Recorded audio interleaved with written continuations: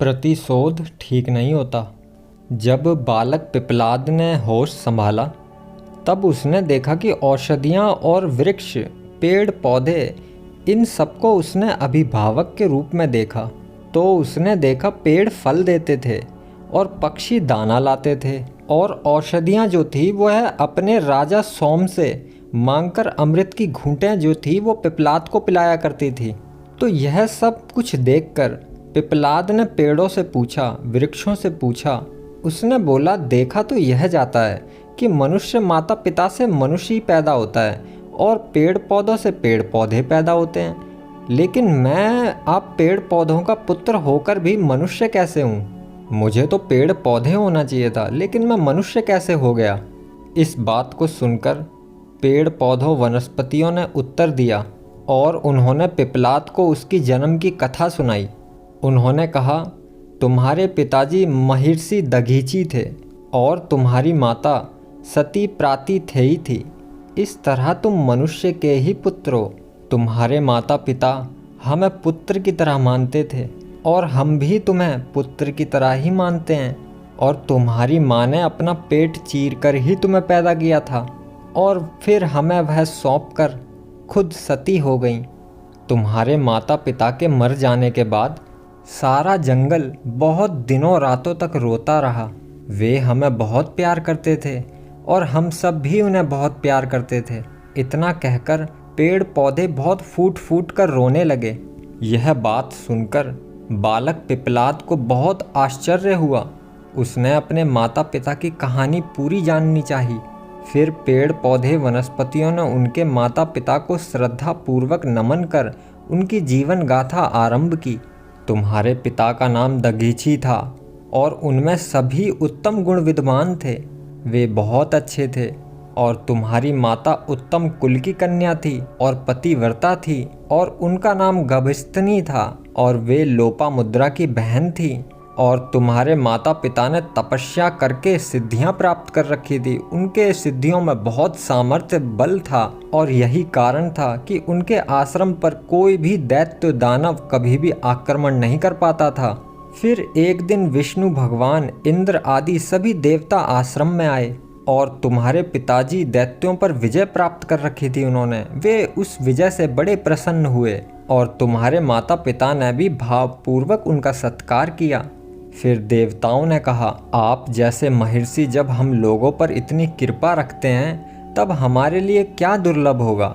हमने शत्रुओं पर विजय प्राप्त कर ली है, और अब हम चाहते हैं कि अपने अस्त्र शस्त्र को आपके आश्रम में रख दें हम, क्योंकि तीनों लोकों में आपका आश्रम ही एकदम सुरक्षित स्थान है। यहाँ आपकी तपस्या के तेज से, बल से और उसके प्रभाव से दैत्य यहाँ प्रवेश नहीं कर सकते। और उदार चेतना मुनि ने उनकी प्रार्थना स्वीकार कर ली। तुम्हारी माता ने उन्हें रोकते हुए कहा, नाथ, यह काम विरोध पैदा करने वाला है। इस काम में आप ना पड़ें। आप तो समदर्शी हैं। आपके लिए तो दुश्मन और मित्र ये दोनों ही बराबर हैं। अगर आप अस्त्र शस्त्रों को रखेंगे तो इससे दैत्य दानव आपसे दुश्मनी कर बैठेंगे और वह आपको शत्रुता की नज़र से देखेंगे। धरोहर रूप में किसी का धन रखना साधु पुरुष के लिए उचित नहीं होता। महर्षि दधीचि ने कहा, देवता तो सृष्टि के रक्षक हैं और मैंने तो अब हाँ भी कर दी है, इसलिए अब उनको मना करना ठीक नहीं होगा। और फिर देवता अस्त्र शस्त्रों को आश्रम में रखकर चले गए, और इधर दूसरी तरफ दैत्य महर्षि से द्वेष करने लगे, नफरत करने लगे। महर्षि को चिंता हुई कि दैत्य बड़े वीर तो हैं ही, साथ ही वे तपस्वी भी हैं। अगर उन्होंने आक्रमण करा तो मैं शस्त्रों की रक्षा नहीं कर पाऊंगा। ऐसा सोचकर उन्होंने अस्त्र शस्त्रों की रक्षा के लिए एक उपाय सोचा। उन्होंने पवित्र जल को अभिमंत्रित कर उससे अस्त्र शस्त्रों को नहलाया और उस जल को स्वयं पी लिया, और तेज निकल जाने से वे सभी अस्त्र शस्त्र शक्तिहीन हो गए, इसलिए वह धीरे धीरे नष्ट हो गए। बहुत दिनों के बाद जब देवता महर्षि के आश्रम में पहुँचे, क्योंकि उनके दुश्मनों ने फिर सिर उठाना चालू कर दिया था, फिर महर्षि ने उन्हें बतलाया कि इन अस्त्रों की सुरक्षा के लिए उनका तेज मैंने पी लिया है और अब वे मेरी हड्डियों में जाकर मिल गया है। आप हड्डियां ही ले जाइए। मेरे शरीर का इतना सुंदर उपयोग हो रहा है, महर्षि ने योग के द्वारा शरीर का त्याग कर दिया और उनकी हड्डियों से दिव्य अस्त्रों का निर्माण किया गया और वे ही देवताओं की विजय का कारण बने। और इस अवसर पे माता गविस्तनी नदी तट पर गई थी। पार्वती जी की पूजा में लगे रहने से लौटने में उन्हें थोड़ी देर हो गई थी और उस समय वह गर्भवती भी थीं। आश्रम पे आने पर उन्होंने अपने पति देव को नहीं पाया, उन्होंने अपने पति देव को नहीं देखा। फिर अग्निदेव ने उन्हें सारी घटना के बारे में बताया। उन्होंने भी अपने पति के काम की बहुत सराहना की।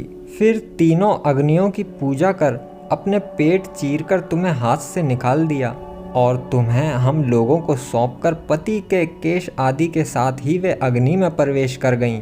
उस समय आश्रम का प्रत्येक प्राणी दुख से चिंतित था और संताप कर रहा था, रो रहा था और सब कह रहे थे कि दधीची और गविस्तनी जी जितना हमें प्यार करते थे उतना तो अपने माता पिता भी प्यार नहीं करते। हमें धिक्कार है कि हम उनके दर्शनों से भी वंचित रह गए और हम अंतिम समय उनके दर्शन भी नहीं कर पाए। अब तो यह बालक ही हम लोगों के लिए दधीची और प्रार्थी थे ही है।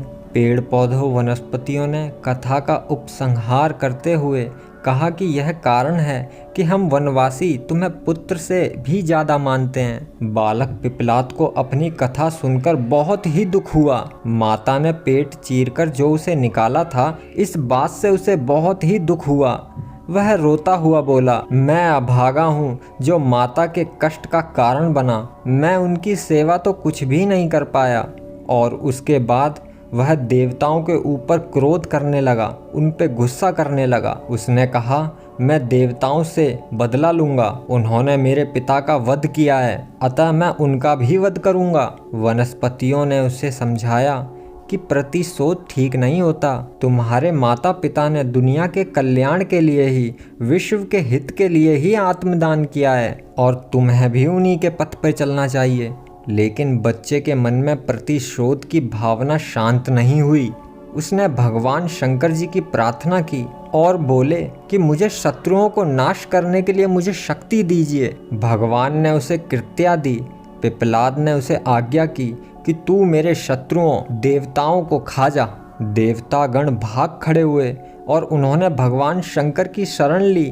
भगवान शंकर ने पिपलाद को समझाया कि तुम्हारे पिता ने दुनिया के हित के लिए अपने प्राण त्याग दिए, उनके समान दयावान और कौन होगा। तुम्हारी माता ने भी उनके साथ पतिलोक चली गईं, उनकी जैसी समता किसमें होगी। तुम भी अपने माता पिता के रास्ते पर ही चलो। तुम्हारे प्रताप से देवता संकट में पड़ गए हैं, उन्हें तुम जाकर बचाओ, यही तुम्हारा कर्तव्य है। और किसी भी चीज़ का प्रतिशोध अच्छा नहीं होता। उनकी बात सुन के पिपलाद शांत हो गया। उसने भगवान शंकर का उपदेश मान लिया। भगवान ने और देवताओं ने भी पिपलाद को वरदान मांगने को कहा। पिपलाद ने वर मांगा कि मैं अपने माता पिता को देखना चाहता हूँ। फिर दिव्य लोक से उसे माता पिता दिव्य विमान में बैठकर उपस्थित हो गए। उन्होंने कहा, पुत्र तुम धन्य हो, तुम्हारी कीर्ति स्वर्ग लोक तक पहुँच चुकी है। तुमने भगवान शंकर का प्रत्यक्ष दर्शन किया है। और वचन समाप्त होते ही आकाश से पिपलाद के ऊपर फूलों की वर्षा होने लगी और फिर देवताओं ने भी जय जयकार किया। ओम नमः शिवाय।